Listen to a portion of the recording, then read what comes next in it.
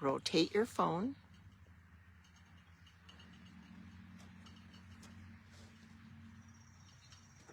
And we are alive. Wonderful.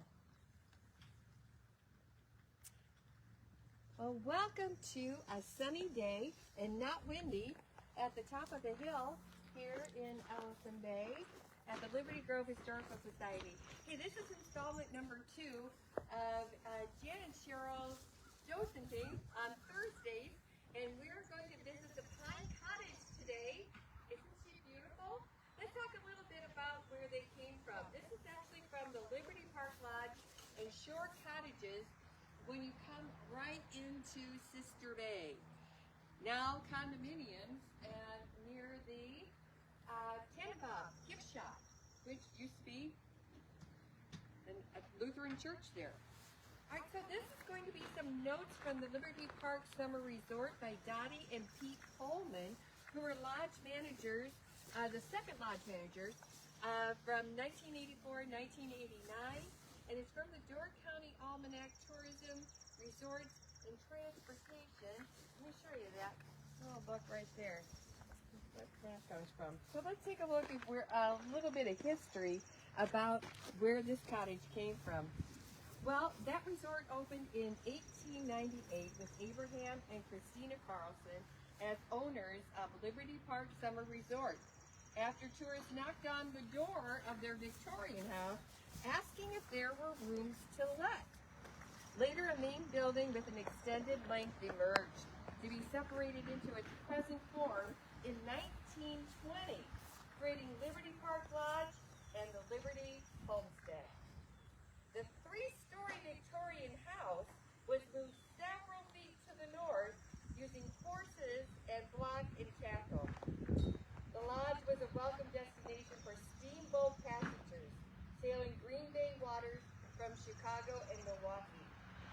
These early guests typically stayed for weeks at a time, enjoying the pleasures of the Door Peninsula and escaping the heat of southern Wisconsin and northern Illinois. The cottages were added sometime in the 1920s along the shoreline, and they grew to 12, evolving from the very essentials: bedroom, sitting room, cozy fireplace, and open ceiling to closed ceiling, heating units, bathrooms, and spacious decks. 10 cottages were on the water and 2 were in the woods behind the lodge. All the cottages were named after trees. By the water were hemlock, cedar, poplar, spruce, tamarack, birch, balsam, pine, maple, and locust. And in the woods next to the lodge were linden and cypress. Now, some of our friends here at the Historical Society, and still a docent here, Naomi Bergbacher and her husband Fred, started staying at the lodge and in the cottages as far back as 1975, when Naomi's parents, Ted and Ruth Johnson, introduced them to the lodge. Over the years, they stayed at the lodge in 7 of the 12 cottages, the last being Pine, and their last stay was in 2003. Improvements over the years included refrigerators, televisions, desks, mini blinds, and wallpaper borders. Nothing fancy or frivolous, just comfortable and homey. Now in 2006, demolition of the cottages began under the lodge's new ownership to build condominiums along the shoreline. 3 cottages survived being torn down and were donated to 2 of the historical societies. 2 went to Sister Bay, that was the Birch and Balsam, and 1, of course, came here to Liberty Grove Historical Society, the Pine Cottage. Pine Cottage arrived on the LGHS grounds in 2008, was readied and opened for viewing in 2011. Among the repairs to the Pine Cottage since arriving was a new roof. The stone fireplace and chimney were rebuilt. The deck was repaired. Missing paneling and moldings were replaced. Furniture and bedding were scrounged from rummage sales and resale shops to replicate the look that it had when the Bergbacher stayed here. The era, the 1940s to 1950s. Field fossils in the fireplace reconstruction came from Lillian Larson's home, which was the first school in Ellison Bay. For us, though, Naomi says, the friendships we formed from 1976 to 2003 remain the best memory of all. The same families returned year after year, and the group expanded as grown children returned with friends, boyfriends, girlfriends, spouses, and then grandchildren. She said it was a shame to lose the cottages, but we're so happy that 3 of them were saved. Imagine the stories they could tell us about the families who stayed in them and the good times they had at Liberty Park Lodge and Shore Cottages. And Naomi wrote that for us in July of 2017. Would you like to come on in and take a look?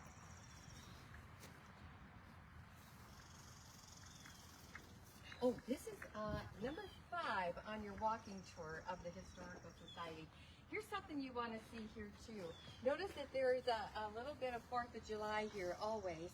Well, Naomi and Fred, as soon as they arrived for their July 4th gatherings at the Liberty Lodge and Cottages, they would decorate their cottage, not so much in the beginning, but eventually they were decorating the entire cottage for the 4th of July. How fun would that be? Wouldn't it be great? Come on in.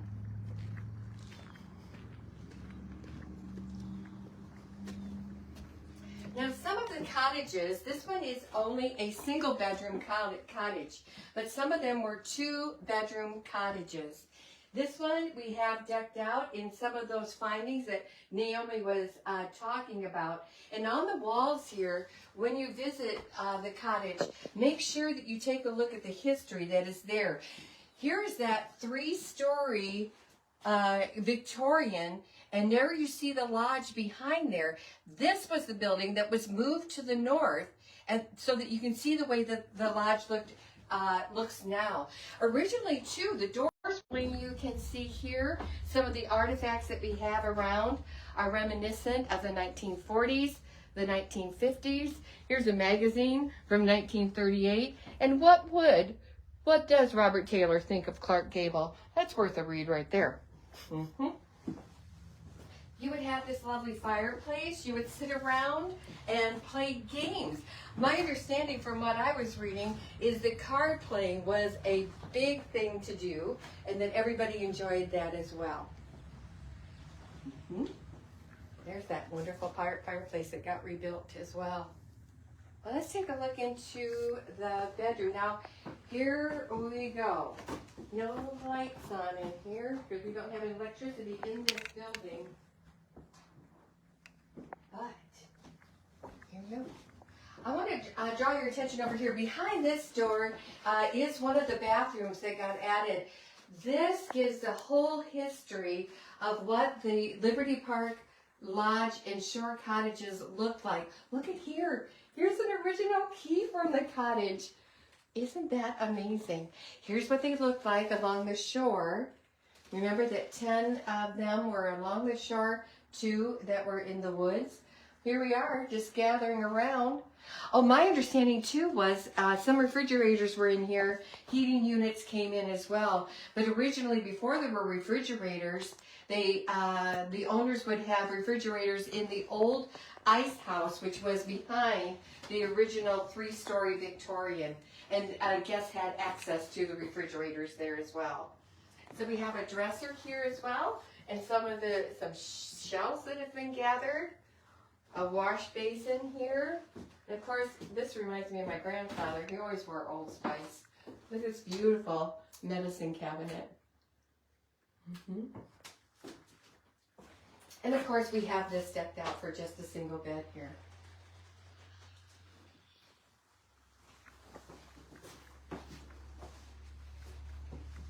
You have your clothes hanging here. No closets available. And you want to hang those up on hooks. Just beautiful.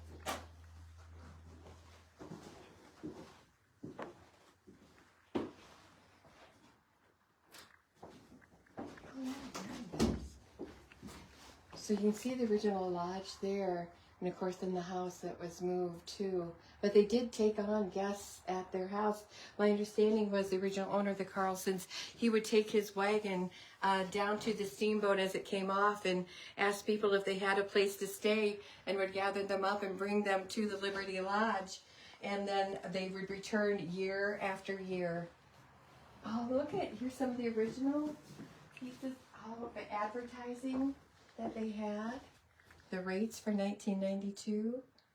Oh, and there you can see what the configuration was by the water.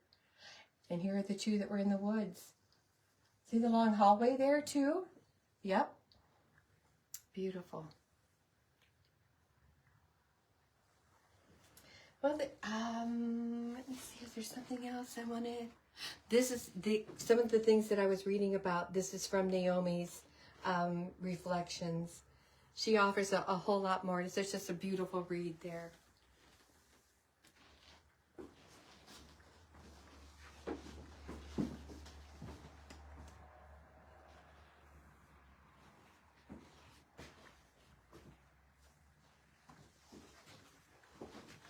Isn't that lovely?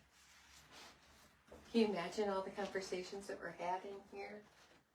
All the memories made.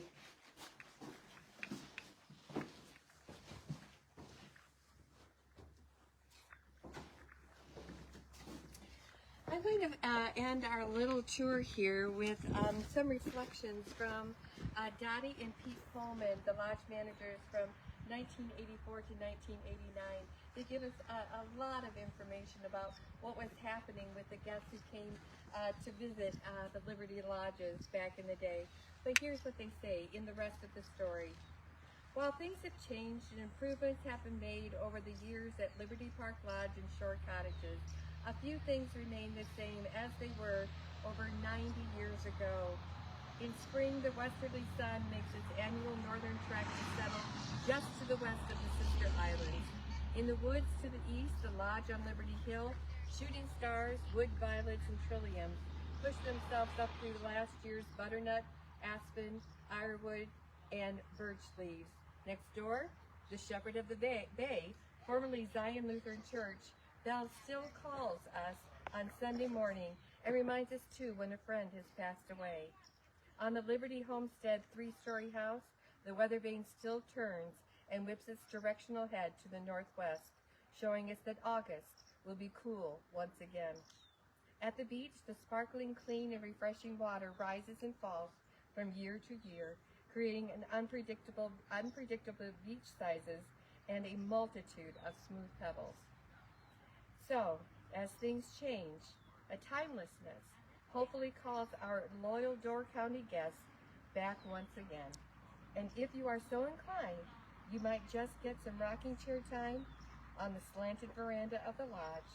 If you close your eyes, you just might see an old buggy loaded with steamer trucks and a few old timers calling out, "See you next year."